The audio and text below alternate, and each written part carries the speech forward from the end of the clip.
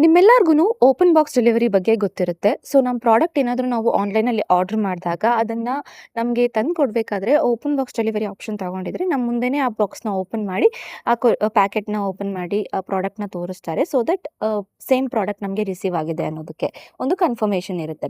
And ಇದೇ ಥರ ಇವಾಗ ಫ್ಲಿಪ್‌ಕಾರ್ಟ್ ಸೆಲ್ಲರ್ಸ್‌ಗಳಿಗೆ ಅವರ ರಿಟರ್ನ್ಸ್‌ನ ಅವರು ಓಪನ್ ಬಾಕ್ಸ್ ಡೆಲಿವರಿ ಕೇಳಬಹುದು. ಸೊ, ರಿಟರ್ನ್ ಪ್ರೋಸೆಸ್ ಇವಾಗ ಫ್ಲಿಪ್‌ಕಾರ್ಟಲ್ಲಿ ಅಪ್ಡೇಟ್ ಆಗಿದೆ. ಈ ಪ್ರೋಸೆಸ್ ಯಾವ ಥರ ಇರುತ್ತೆ ಅನ್ನೋ ಕಂಪ್ಲೀಟ್ ವಿಡಿಯೋ ನಾನು ಆಲ್ರೆಡಿ ನನ್ನ ಹಿಂದಿನ ವಿಡಿಯೋಗಳಲ್ಲಿ ಎಕ್ಸ್‌ಪ್ಲೇನ್ ಮಾಡಿದ್ದೀನಿ. ಬಟ್ ಅದರಲ್ಲಿ ಓಪನ್ ಬಾಕ್ಸ್ ಡೆಲಿವರಿ ಬಗ್ಗೆ ಹೇಳಿರಲಿಲ್ಲ.